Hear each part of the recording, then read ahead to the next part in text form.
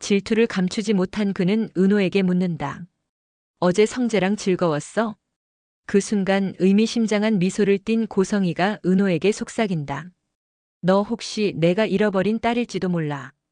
은호의 혼란을 가로지르듯 성재는 마음 깊은 고백을 전한다. 내가 웃으면 난 그걸로 충분해. 하지만 널 절대 혼자 두진 않아. 은호 옆에서 눈빛을 매단 수빈은 절망에 가까운 목소리로 외친다. 나 여자로 보이게 만들면 되잖아. 뇌피셜 예고 시작하겠습니다. 시작 전 구독, 좋아요, 알림 설정 잊지 마시고요.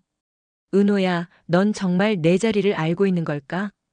이 문장은 곧 닥칠 폭풍의 서막 같았다. 성재의 온기와 지역의 집요한 시선, 그리고 고성희의 미묘한 말 한마디가 은호를 끝없는 심리의 나락으로 끌어내리던 순간이었다. 한때 안정적이라고 여겼던 일상은 이제 어디에도 존재하지 않고 있었다. 은호는 분명 웃고 있었다.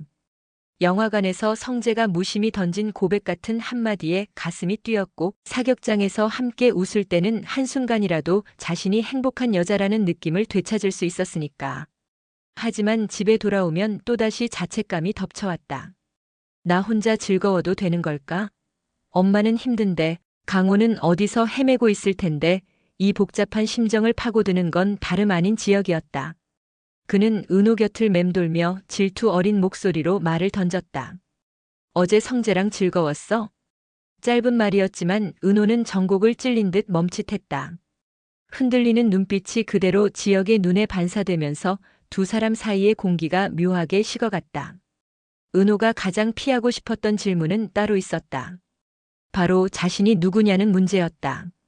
나는 입양아라는 사실을 한 번도 부정하지 않았지만 그렇다고 깊게 탐구해 본 적도 없었다. 그런데 고성이는 이 약한 고리를 정확히 찔렀다. 사실 나한테 잃어버린 딸이 있어. 아무도 몰라. 그런데 은호 씨가 그 아이일지도 몰라. 거짓인지 진실인지 알 수 없는 이 고백에 은호는 숨이 막혔다. 그제서야 자신이 지금까지 가족에게 집중할수록 자꾸만 외로워졌던 이유가 떠오르는 것 같았다. 혹시 내가 엄마의 진짜 자식이 아니라 이런 운명이었기 때문에? 고성희의 달콤한 말은 은호에게 잠깐의 위로를 주었지만 사실은 뿌리 깊은 불안감을 키워갔다. 스스로는 나는 엄마 아빠의 딸이다라고 다짐하면서도 속으로는 혹시 정말일지도 모른다는 의심을 지우지 못했던 것이다. 그것이 바로 고성희가 노렸던 치명적인 틈새였다. 성재 앞에 들이밀던 수빈은 점점 더 위험한 생각을 품어갔다. 성재가 단호히 거절했음에도 불구하고 그녀는 오히려 더 극단적인 집착을 드러냈다. 이혼했으면 뭐 어때요? 겨우 9살 차이잖아요. 난 괜찮아요. 그러니까 오빠만 돌아봐줘요. 하지만 성재는 갈수록 목소리를 단단히 굳혔다. 수빈아, 그건 내가 감당할 수 있는 일이 아니야. 넌 내 눈에 여자가 아니야. 다시 말하지만 나한테 너는 여자로 보이지 않아. 서슬퍼런 선 긋기에 잠시 멈춘 수빈. 그러나 곧 입술을 깨물며 내뱉은 말은 불안했다. 그럼 내가 여자로 보이게 만들면 되잖아. 성재는 순간적으로 소름이 끼쳐 등을 돌렸다. 하지만 자신이 외면한 이 말은 곧 성재의 삶에도 은호의 삶에도 커다란 파장을 몰고 오게 될 불씨였다. 지역은 여전히 은호 곁을 포기할 생각이 없었다. 오히려 사업이라는 현실적 명분을 내세워 은호와 한 팀이 되려 했다. 동업하자. 이번엔 진짜 제대로 해보자고. 은호는 냉정을 잃지 않으려 애쓰며 대꾸했다. 좋습니다.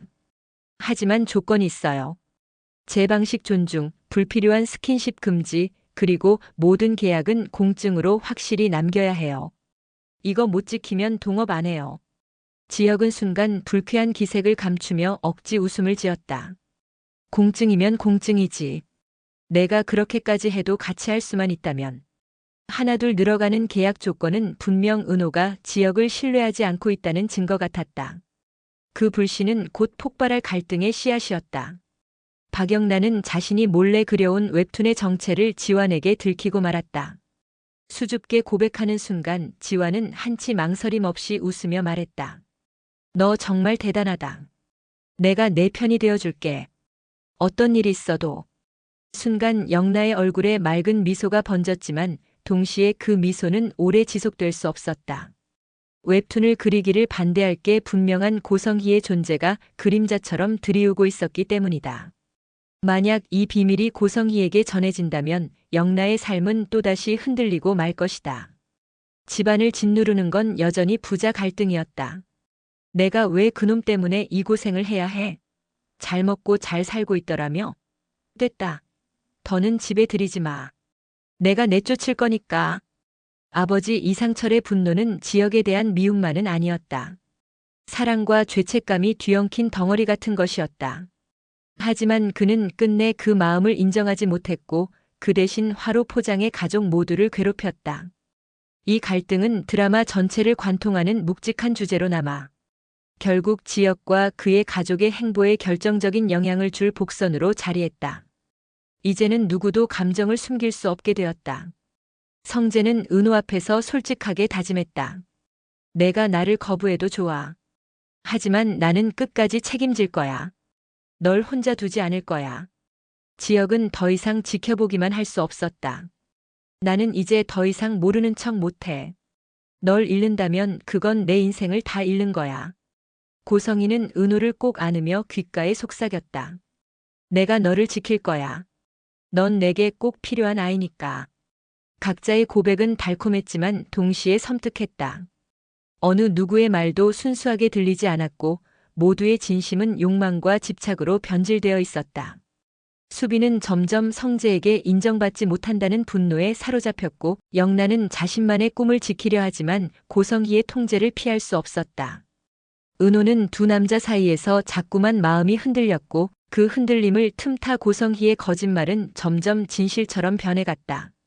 그리고 헌팅포차에서 일하는 강호의 비밀스러운 행적이 드러나면서 은호의 세계는 다시 뒤엉킬 조짐을 보였다. 나는 비처럼 살아왔던 걸까? 아니, 이제는 갚는 게 아니라 나답게 살아야 하는 걸까? 은호는 서서히 달라지고 있었지만 바로 그 변화는 더 큰 위기를 예고하고 있었다. 화려한 날들 15회. 사랑과 질투, 거짓과 진실이 맞부딪히는 순간이 찾아온다. 누구도 물러서지 않는 직진은 누군가를 구원할 수도 누군가를 파멸시킬 수도 있다. 은호가 진짜로 찾아낼 자리는 과연 어디일까? 그 곁에는 누가 서 있을까? 지역일까, 성재일까, 아니면 고성희의 그림자 속일까?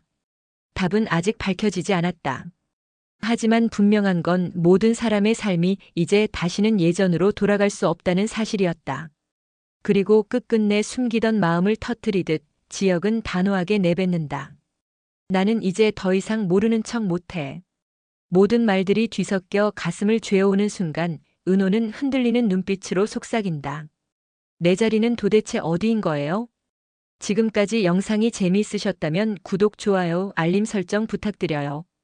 영상 제작에 큰 힘이 됩니다.